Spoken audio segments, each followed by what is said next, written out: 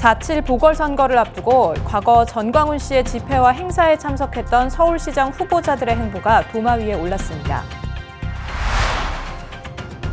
전두환 씨의 차남 전재용 씨가 목사 과정을 밟고 있는 것으로 밝혀져 공분을 사고 있습니다. 지난해 성추행, 성희롱 등의 증언이 나오면서 폐쇄 조치된 남양주시의 한 그룹홈 사건의 후속 조치를 짚어봤습니다. 안녕하십니까. 평화나무 뉴스 박지희입니다. 4.7 보궐선거를 앞두고 국민의힘 서울시장 후보로 오세훈 전 서울시장이 확정됐는데요. 오세훈 후보가 지난 2019년 전광훈 씨가 주최한 집회에 참석해 발언했던 내용이 눈길을 끌고 있습니다. 당시 오 전 시장은 대한민국 역사상 최악의 대통령 문재인을 국민의 이름으로 파면한다고 주장해 물의를 빚었습니다. 박영선 더불어민주당 서울시장 후보도 지난 2016년 전광훈 씨가 주최하는 행사에 참석해 보수 개신교 심기 맞춤형 발언을 한 사실이 수면 위로 떠올라 해명하기도 했습니다. 김준수 기자의 보도입니다. 전광훈 씨와 그의 지지자들이 자칭 10월 혁명의 시작이라고 부르는 집회가 바로 오세훈 전 서울시장이 참석했던 문재인 탄핵 13 국민대회입니다. 오 전 시장은 지난 2019년 10월 3일 국민대회에 앞서 9월 20일 열린 문재인 하야 범국민투쟁본부 결성식과 출정식에도 자리를 지켰습니다. 10월 3일 날 그 국민이 대통령에 부여한 권력을 다시 회수하는 날입니다. 그렇죠? 네.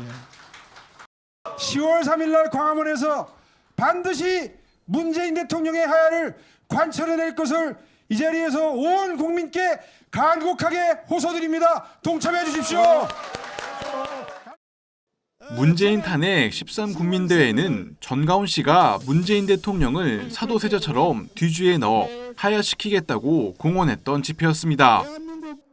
당시 집회에는 오세훈 전 서울시장 외에도 지난해 4.15 총선에서 국회의원으로 당선된 신원식 국민의힘 의원, 홍준표 무소속 의원을 비롯해 김문수 전 경기도지사, 김진태 전 의원, 이재호 전 의원, 송영선 전 의원, 기독자유통일당 대표 고영일 변호사, 신혜식 신혜한수 대표, 조갑재 대표 등이 참석했습니다. 오세훈 전 서울시장은 발언 내내 문재인 대통령의 독재자, 정신나간, 최악의 대통령 등으로 지칭하며 원색적인 비난도 주저하지 않았습니다. 그러면서 선거를 기다릴 게 아니라 즉각 행동에 나서야 한다며 집회 참가자들을 부추기는 발언도 했습니다. 대통령이 국민을 우롱하고 헌법을 짓밟는데도 점잖게 참을 필요는 이제 없습니다. 여러분, 이제 일어나야 됩니다. 집권자가 불의로 정의를 뒤덮는다면 국민들은 저항할 당연한 의무가 있습니다. 그래서 외칩니다. 최악의 대통령 문재인을 국민의 이름으로 파면한다. 오세훈 후보 캠프 관계자는 9일 평화나무와의 통화에서 전광훈 씨와는 아무런 관계가 없다고 선을 그었습니다. 전혀 인연이나 이런 것들은 제가 알기로는 없는 상황이에요. 그러니까 개인적으로 정광훈의 정광훈 목사의 그런 것 친분소 관계나 이런 것 때문에 가시지는 않으셨을 거고. 한편 더불어민주당 서울시장 후보로 확정된 박영선 전 중소벤처기업부 장관도 지난 2016년 전광훈 씨가 총재로 있는 대한민국 바로세우기 국민운동본부가 주관한 행사에 참석해 차별금지법, 동성애법, 인권관련법 저희 다 반대한다고 발언해 물의를 빚은 바 있습니다. 평화나무 뉴스 김준수입니다. 전직 대통령 전두환 씨의 차남 전재용 씨가 최근 극동방송에 출연해 목회자가 되기 위한 과정을 밟고 있다고 전했습니다. 전 씨는 지난 7일 김양재 목사가 심우하는 우리들 교회 전도사로 부임하기도 했습니다. 전 씨는 지난 5일 극동방송 김장환 이사장이 직접 진행하는 간증 프로그램에 출연해 2년 8개월간의 교도소 수감 중 은혜를 받으며 신학을 결심하게 됐다는 취지로 간증했습니다. 교도소 담안에서 이제 2년 8개월이라는 시간을 이제 보내게 되었는데요.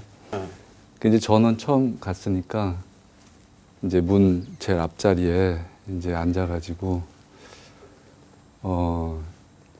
창살 밖을 이렇게 이제 멍하게 이제 앉아가지고 이렇게 보고 바라보고 있었는데요.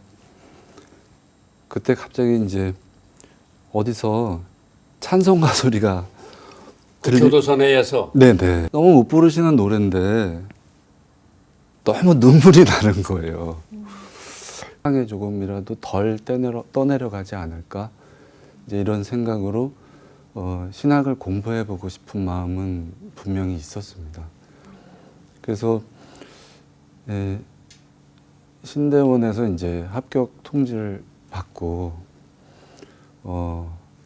그래도 다니기 전에 이제 부모님께는 말씀을 드려야 될 것 같아서 찾아뵙고 말씀을 드렸는데 사실 아버님은 지금 치매시라서 양치질 같은 걸 하시고도 그걸 잘 기억을 못 하시는 정도의 상태인데 그날 제가 이제 부모님한테 말씀을 드렸더니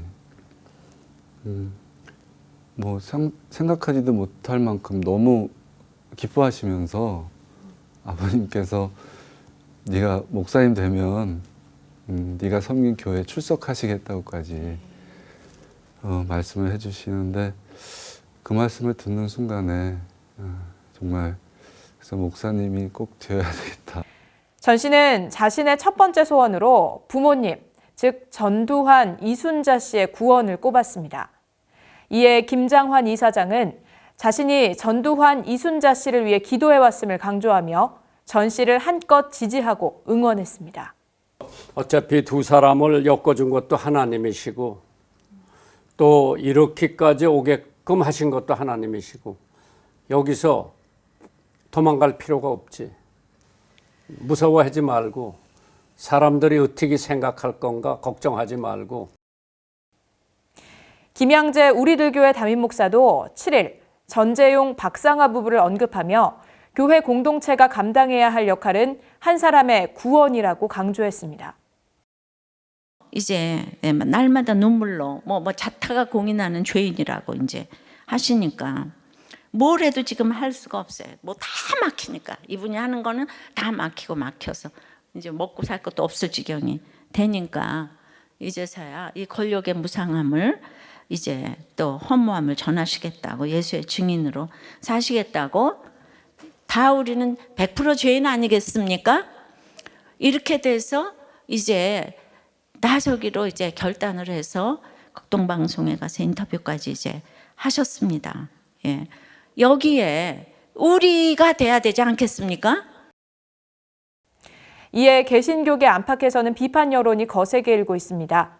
전 씨가 광주 학살의 주범인 전두환 씨의 아들이라는 점은 차치하더라도 2005년 7월 경기 오산시의 토지를 445억 원에 팔았으나 325억 원에 판 것처럼 다운 계약서를 작성해 양도소득세 27억 원을 내지 않은 혐의를 받았고 대법원은 2015년 전 씨에게 벌금 38억 6천만 원을 확정했습니다.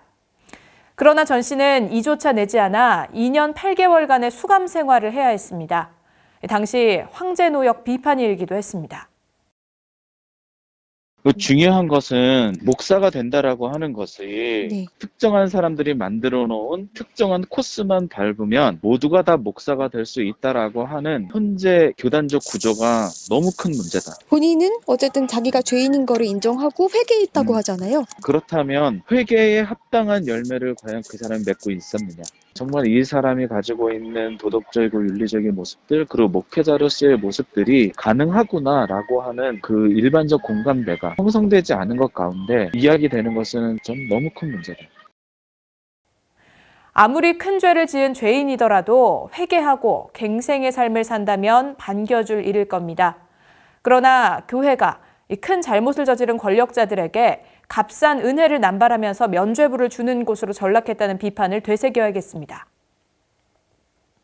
지난해 원장이 아동들을 성희롱, 성추행했다는 증언이 나오면서 폐쇄 조치된 남양주시 소재 한 그룹홈 사건 기억하시나요?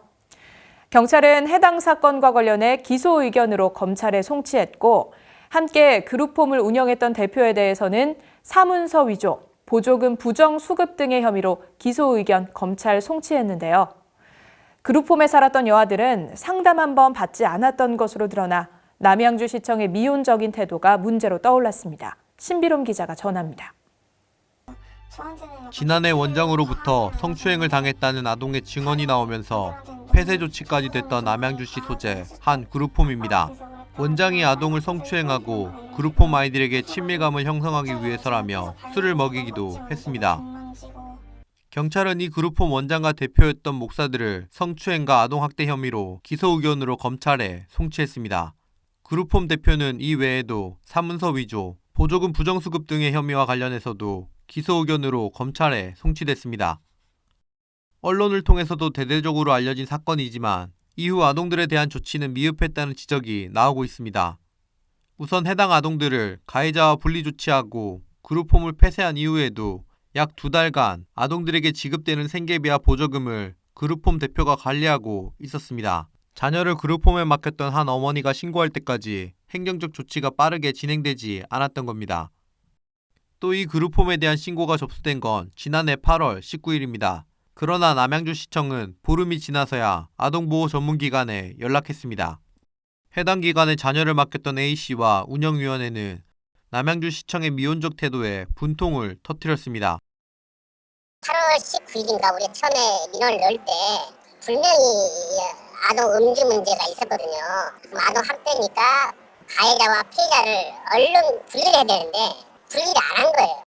여기에서 정말 염려한 대로 무슨 일이 생기면 아이들의 신변에 문제가 생기면 시나 경기도에서 책임을 질 수 있는지 정말 여쭤보고 싶어요.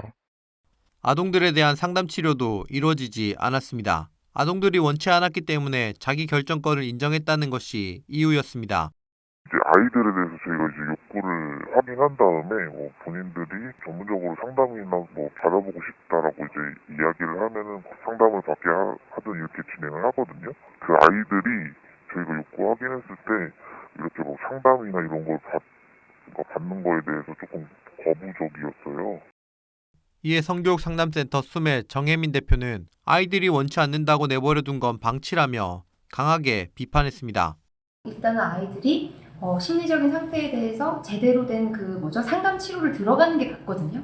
남양주에서 그냥 아이들한테 해볼래라고 했더니 아이들이 싫다고 해서 안 했다. 이거는 제가 봤을 때는 그냥 무방비 상태로 애들을 그냥 내버려뒀다. 이건 저는 제 상식으로는 이해가 안 돼요.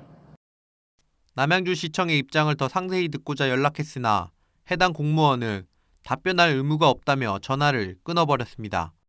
제가 답변할 의무가 있나요? 제가 답변할 의무는 없잖아요. 그런 내용으로 전화하실 거면 저 전화 끊겠습니다. 지방공무원법 제48조에는 공무원은 성실하게 일할 의무가 있다고 명시하고 있습니다. 아동들에게는 신뢰할 수 있는 모습을 보여주는 어른이 필요해 보입니다. 평화나무 뉴스 신비롬입니다. 단신입니다. 개신교인의 방화로 소실된 수진사 복구 모금이 완료됐습니다. 300여만 원의 모금액은 전액 수진사로 전달했습니다. 마음 모아주신 분들께 감사드립니다. 경찰이 손현보 세계로교회 목사의 감염병 예방법 위반 혐의에 대해 기소 의견으로 검찰에 송치했습니다. 4.7 보궐선거를 앞두고 김어준 퇴출을 공약으로 내거는 등 방송법을 정면으로 위반했다는 비판을 받은 서울시장 후보자들을 평화나무가 고발했죠. 신기정 평화나무 사무총장이 최근 경찰에서 고발인 조사를 마쳤습니다. 평화나무가 발행하는 미디어 비평지 저널리즘 10호가 나왔습니다. 오늘 뉴스는 여기까지입니다. 함께해 주신 여러분 고맙습니다.